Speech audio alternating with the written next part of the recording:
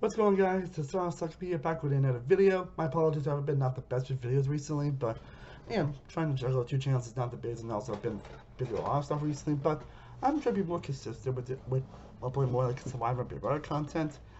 And for this video, I figured I'd do a actually fun there, because as you guys don't know, last year I rewatched every season of Survivor and Big Brother. So because of that, I think I'd do some fun videos where basically I look back on the seasons and figure out which ones actually improve upon rewatch for me, and which ones kind of went down upon rewatch. Because definitely all something I definitely have. So that's what I'm gonna do. As for this video, I'm gonna talk about 10 Survivor seasons that went up for me on rewatch. Well, some of them I'm sure I always loved or enjoyed.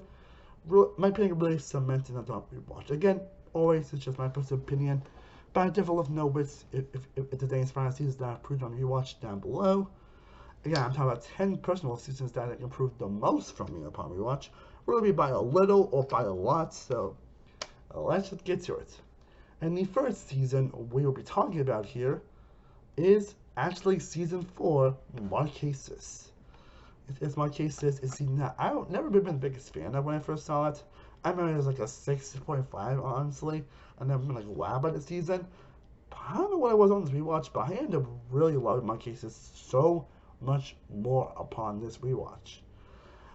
Watch it. Definitely not one of my favorite seasons of Survivor, but definitely still a season I still really enjoyed. I still really got the hell out of it, whether it be from the Road to Fall's downfall, Boston Frost's first appearance. Actually enjoying myself and nail so much more here. Kathy being a great character, Sean being an all-time great character. It's a shame he has not returned.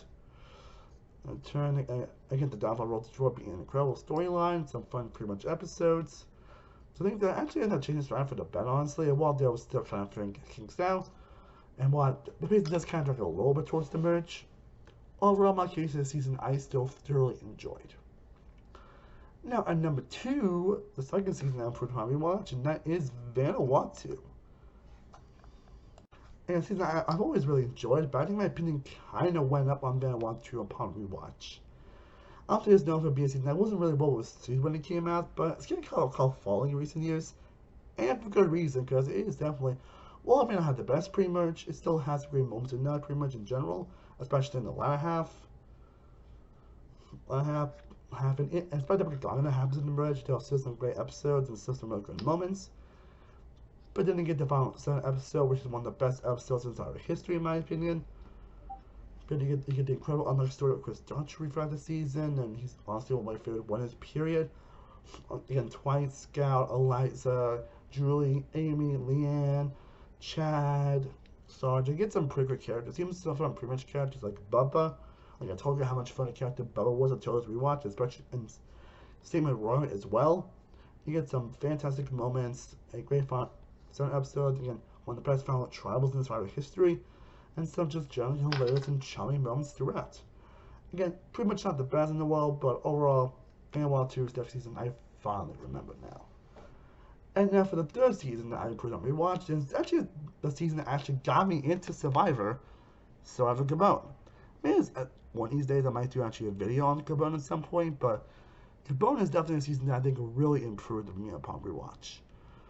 Like honestly, I think it's generally one of my favorite seasons. Like I actually did not realize how actually crazy the season was until I actually rewatched it, but it really is.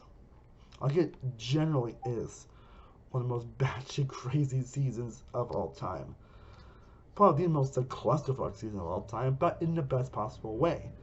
But I don't think I need to say Gabon has Roman said, but I've always loved Gabon. Again, it was the season that made me a Survivor fan. But anime love really cements on through watch, so that's why it belongs on this list. At number 4, we get to a weird pick, honestly, and that is Redemption Island. Yes, I'm probably Redemption Island here, actually. I find out it's probably the only season on this list I still consider to be not that great. But I can say it's actually not my new favorite season of the Dark Era of Survivor, which is not a high bar, obviously. But it's definitely a season that I can say I enjoy kind of a guilty pleasure way. Obviously, the fact that the merge episode portion of content is not that great. Obviously, it does drag at some point. Some characters aren't that great. But there's some fun moments here and there. Like, I just have one of my favorite premieres in Survivor history. So, like, it does have one of my favorite premiere episodes in Survivor history. Boss Rob is still a fantastic character. Like, this might be my favorite appearance of his, which I'm not sure whether it's a hot take or not. There are still some fun duels, some fun challenge moments here and there, some fun character moments that do eventually elevate the season. So, to while it's not a good season, it's definitely at least not my favorite dark era of Survivor. Now at number 5, this is actually, is Survivor Kaguya. Yes, I never actually was a fan of Kaguya when his first aired because I never liked Tony. When I actually didn't like Tony. Yes, I did not like Tony. Truthfully, I don't really know why actually I don't like Tony, honestly. I really do not know why. I don't remember why. Maybe because I compared him too much to Russell Hands. I thought his win was a fluke because, really? Russell lost, but yet Tony won? Like, how is that fair? Yeah, I was kind of weird about that time, honestly, but I've reached that though. Season's kind of bad for me more I thought about it, but after fully rewatching Kakian, yeah, I'm ready to be able to say Kakian is my favorite season of Survivor. I don't think I can say anymore. Now, at number 6, we have the next season that is Selva del Sur. Now, similar to Rewatch, Selva del Sur season I think has definitely grown on people the more as time goes on. It's like one of those seasons that I feel that the more people really think about it, the more people actually enjoy it. And I'm one of those people actually. I don't think I actually really enjoyed Selva del Sur when first day, at least the pre-merge era, and the whole Jamrock situation, the whole like not so interesting moments pretty much bringing in. I think those some of them are actually all better actually, mostly because of the whole Val situation, Nana getting voted out on the blind side, and the whole Drew Christie downfall.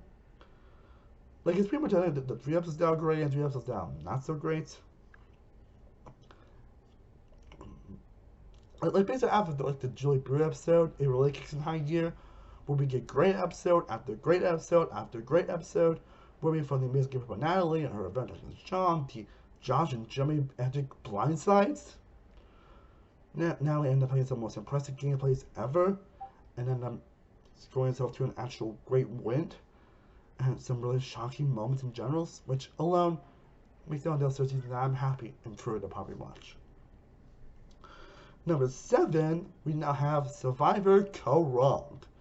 So in my case this season, I don't think I was a huge fan of Co-Wronged when it aired, honestly. But as one that's gotten better as time goes on, and the recent rewatch this season definitely cements Co-Wronged as one of my personal favorites. Again, I may have some episodes off the greatest, honestly, especially the final 5 episode. But it does have one of my favorite casts in Survivor history. The cast in general is just fantastic across the board. You have Michelle Fitzgerald, Aubrey, Ty, Sydney, Joe, Jason, Julia, Scott, Debbie, Debbie, Nick, and even the pre-show members like Jennifer. And you get some pretty surprising moments like the whole Jennifer blindside and the downfall of Anna Cades and the whole Caleb evacuation, which is one of the most scary moments in the show's history. Nick blindside, the Debbie and Scott blindsides. Also, I think my opinions on Debbie, Scott, and Jason actually went up actually. I might also do a video about plays that improved on me upon rewatch, but yeah, these plays actually ended up really improving me so much upon rewatch. So Kind of a very consistent season, a very fun season to watch, and one, again, I'm happy improved upon rewatch. Now at number 8, we get to 2 more seasons. At number 8, we have Edge of Extinction. I never knew how to feel about Edge of Extinction after the whole, Chris Underwood win that kind of came out of nowhere. I'm pretty sure no one thought what to think about the season after, that happened. And maybe for good reason. But, so I wasn't sure how. So, generally, I really wasn't sure what Edge of Extinction was going to be upon this rewatch. But generally, I'm happy that Edge of Extinction and the season actually did improve upon rewatch. I actually enjoyed this season upon rewatch. Into a while, I'm calling Edge of Extinction one of my favorite Survivor seasons. In spite of none during this weird because of what happened, it's still a fun ride that will does have some very clusterfucky moments. The cast itself and the fun gameplay moments and fun characters do elevate it. And I'll kind of say the same thing with my number 9, that is Heroes vs. Healers vs. Hustlers. Which you guys see, I remember being very down on it, mostly because of the whole band situation and everything, and some moments ended up being very frustrating, especially towards the early merge. And while I still have those issues, I ended up actually switching so much more. Well, I mean, it's not like a huge rise up, honestly. I still find this season actually be a pretty solid season as a whole. There's a pretty solid cast as a whole. Again, Christy, Ryan, Devin, Ben still great characters, but I don't know what happened. Mike, Lauren, Ashley, Joe. I mean, Joe's kind of wannabe Tony, but still fun wannabe Tony. And while there are some bland characters, there's also some fun blind sides, some fun moments. Again, the final 7th round is definitely a fantastic episode. The episodes that Richard Holt Ben bombed and all that stuff. Again, great, and even some fun pre-match episodes, some fun pre-match characters in general. It's definitely that's very up and down, but I think the positives definitely outweigh the negatives. And I'm happy that Rewatch definitely cement the season as a solid one. And now for the last season we're talking about, we have the only international season to actually make this list, and that is Survivor South Africa Champions. Yeah, this is the only international season to make this list. Again, I never know how I feel about Champions, mostly because of the South Africa's kind of weird thing where they were still kind of figuring themselves out, even in season 5. But after looking back on the season and rewatching it, and despite the weird things involving just like these two mentors that didn't know anything about Survivor, it's a season where I think where every episode has really great moments, a pretty solid cast, a pretty great cast, and occasional icky moments here and there, but that's most because of the early merge. Brianna is honestly a fantastic witness by being a boring version of Tony. Gets some pretty shocking and surprising moments, some crazy back and forth, especially in the merge. And in that case, we're talking about 2 idols, and some really shocking blindsides, and some pretty great moments throughout. Especially I've seen some of these players end up returning in Return the Outcast. It ends up making the season a lot more better in hindsight. So, yeah, Champions definitely improved. Well, guys, I hope you enjoyed me discussing the final seasons that went up on Rewatch. Eventually, I do plan on doing a video where I talk about seasons that went down on Rewatch, and I'm going to do some with Big Brother as well, so stay tuned with that. This is the Surround Wikipedia, signing off.